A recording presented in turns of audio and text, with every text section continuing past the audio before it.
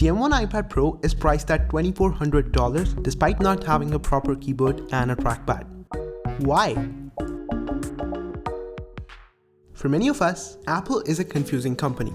Like how the M1 iPad Pro is meant to be a computer replacement, and yet there is no support for professional apps like Final Cut Pro and Xcode. And if that wasn't it, the M1 iPad Pro costs more than a similarly spec'd M1 MacBook Air or even the MacBook Pro.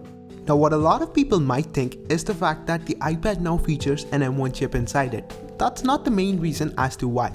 M1 chip production only costs Apple somewhere in the $50 range.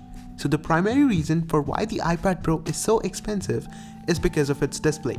Unlike the previous iPad, which was lit up by 72 LEDs, the 2021 iPad Pro is rocking over 10,000 LEDs called mini LEDs. And because these mini LEDs are a lot smaller, Apple has much finer control over them and the ability to control the brightness and the darkness based on dimming individual zones. And this results in blacks that are very deep, and on many levels, they can even look like they're turned off. This fancy display also features 1000 nits of full screen brightness and 1600 nits of peak brightness. Displays are typically the most expensive component of any iPad.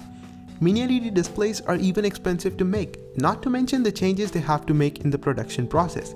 And all this combined with a screen size that's only 6.4 mm thin.